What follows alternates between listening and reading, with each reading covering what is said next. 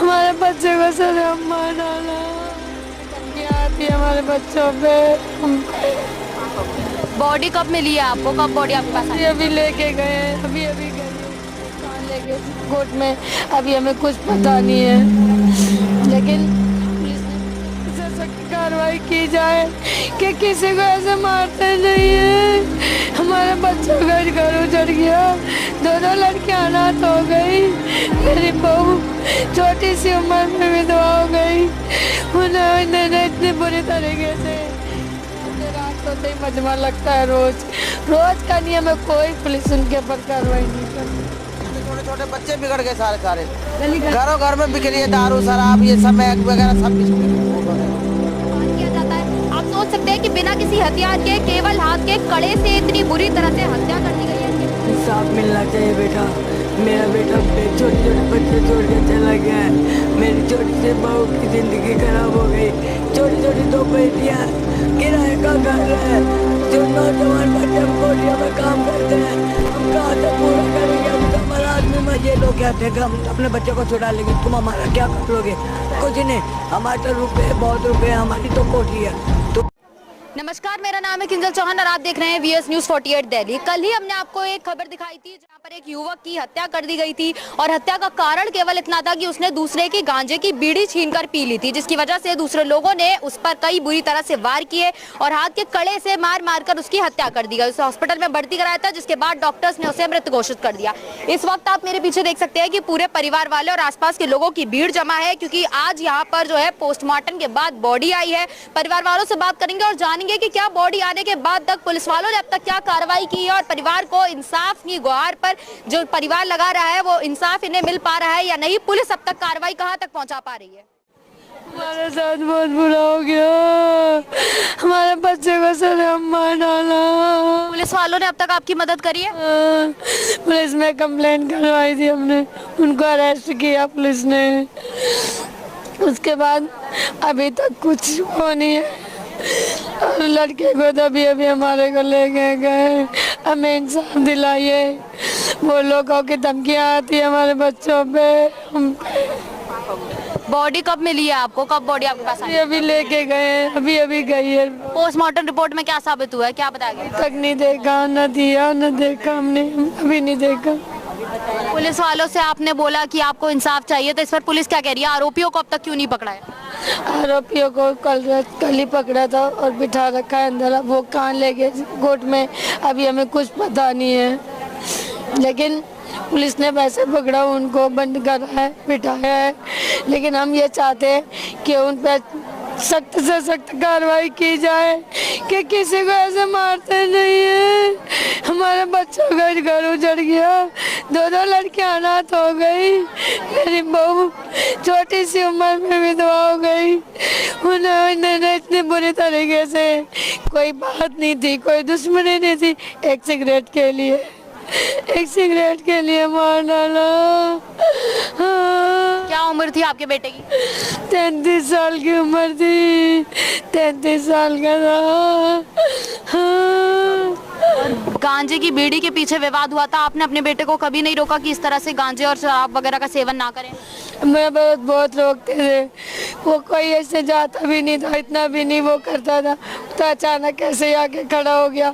उसको क्या पता था कि ये लोग मेरे साथ ऐसा करेंगे। यहाँ तो हर रोज गुंडागर्दी होती है, कहाँ से लड़के आते, रात होते ही मजमा लगता है। रोज का नियम है, कोई पुलिस उनके ऊपर कार्रवाई नहीं करती है। यहाँ पर रोज इसी तरह के हम केस होते रहे। रोज यहाँ पे कहाँ के लड़के और जगह से आते हैं, यहाँ से लगे वहाँ तक भरा रहता है, गालियाँ निकालते हैं, मारपीट करते हैं, कुछ भी करते हैं, उनके ऊपर कोई कार्रवाई नहीं होती है। पुलिस ये भी नहीं कहती कि तुम कहाँ से आते हो, तुम तुम्हारे घर जाओ। रात भर दुकानें खुली होती है, रात भर सब कुछ होता है इधर, लेकिन कोई पुलिस कुछ नहीं कहती है उनको। पुलिस आप लोगों की किसी तरह से मदद नहीं कर रही है? यहाँ पर गांजे वगैरह का सेवन सब लोग आमतौर पर करते रहते हैं, किसी तरह की कार्रवाई नहीं? खुलेआम होता है सब कुछ खुलेआम होता है। अब आपकी प्रशासन से क्या मांग है, क्या चाहती हैं? हम तो ये चाहते हैं कि भाई गुंडागर्दी बंद कराओ। ये लोगों को रात को लड़के बाहर आके कितने इतने खड़े होते हैं, उनको रोक करो कि अपने अपने घरे जाओ। गांजा दारू जो भी है उसको बंद करवाओ और ये गुंडागर्दी भी बंद करो।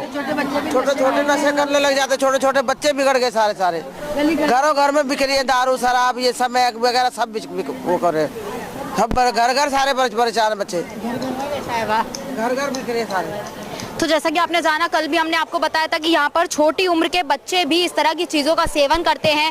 गांजा वगैरह यहाँ पर इतना आम हो गया है कि 10-12 साल के बच्चे भी यहाँ पर गांजे वगैरह का सेवन करने लगे हैं। अब ऐसे में इस तरह की नशे की चीज़ों का सेवन करने पर ही इंसान के अंदर इस तरह की शक्ति आ जाती है कि इतनी बुरी तरह से वार किया जाता है। आप सोच सकते हैं कि बिना किसी हथियार के, केवल हाथ के कड़े से इतनी बुरी तरह से हत्या कर दी गई है इनके बेटे की। 33 साल उम्र बताई जा रही है। अब ऐसे में एक गांजे की बीड़ी छीन कर उन्होंने अपने दोस्तों की पी ली थी, जिसकी वजह से गुस्साए लोगों ने उन पर इस तरह के वार किए और जब हॉस्पिटल में भर्ती कराया गया तो उनकी जान चली गई। मां की हालत आप देख सकते हैं कि किस तरह से रो रो कर उनका बुरा हाल हो रहा है। बॉडी को अभी यहां से ले जाया गया है। पोस्टमार्टम के बाद आज परिवार वालों को यहां पर बॉडी मिली है और पुलिस ने अब तक आरोपियों को पकड़ा है। सजा अभी तक आरोपियों को नहीं मिली है। सजा की गुहार परिवार यहां पर लगा रहा है और ऐसे ही यहां पर न जाने कितने केस आए दिन होते रहते हैं। इन सबका जिम्मेदार कौन होगा?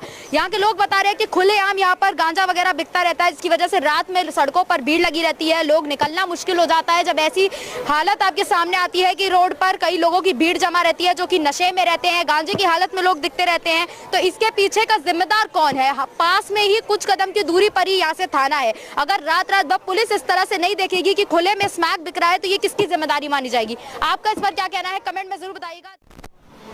मेरे बेटे को इंसाफ मिलना चाहिए बेटा। मेरा बेटा छोटे छोटे बच्चे छोड़ के चला गया है। मेरी छोटी सी बहू की ज़िंदगी खराब हो गई। ये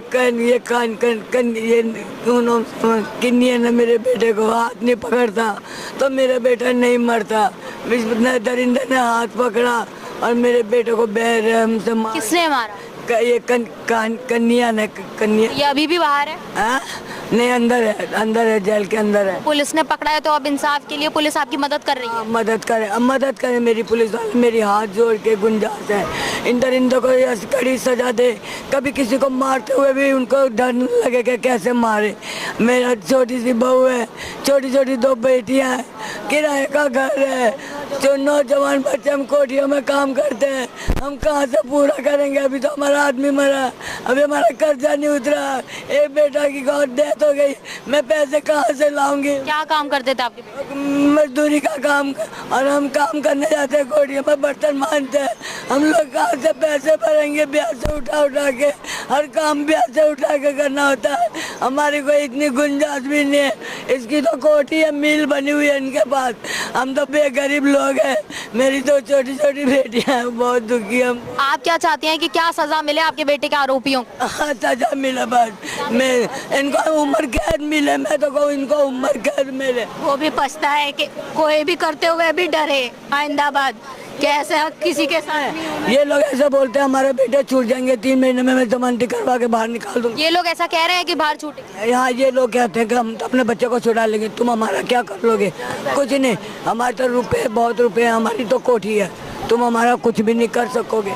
मैं तो सरकार से कहती हूँ, उनके पास दौलत है, हमारी तुम्हारी ज़रूरत है। हमारे बच्चों की रक्षा करने वाले तुम हो बस, और उनको कड़क से कड़क सजा मिले। तो आप देख सकते हैं कि किस तरह से आरोपियों के परिवार वाले इन लोगों को ये कह रहे हैं कि हमारे पास बहुत दौलत है, हम अपने बच्चों को 3 महीने के अंदर जेल से बाहर निकाल लेंगे। क्या इसी तरह का प्रशासन है हमारे देश का? क्या यही हालत है हमारे देश के कानून की कि इस तरह के गरीब लोग जो कि मजबूर हैं, इन लोगों को इसी तरह से इंसाफ नहीं मिलेगा? 3 महीने के अंदर आरोपियों के परिवार वाले कह रहे हैं कि हम अपने बच्चों को बाहर निकालेंगे, कि ये किस तरह का इंसाफ इन लोगों को मिलेगा? अभी आप देख रहे हैं कि इनके बच्चा चला गया है, परिवार में जो कमाने वाले थे, मजदूरी कर घर चलाते थे, उनकी जान अब यहाँ पर चली गई है, तो कौन इनके देखने वाला होगा? 2 छोटी बेटियां थी, अब ऐसे में विधवा इनकी मां हो गई है, बेटियां अनाथ हो गई हैं। इन सब का जिम्मेदार कौन है? केवल एक बीड़ी के विवाद में इतना बड़ा हादसा जो इनके परिवार के साथ में हुआ है, इसकी जिम्मेदारी अब कौन उठाएगा? दिल्ली से मैं किंजल चौहान, देखते रहिए VS News 48 दिल्ली।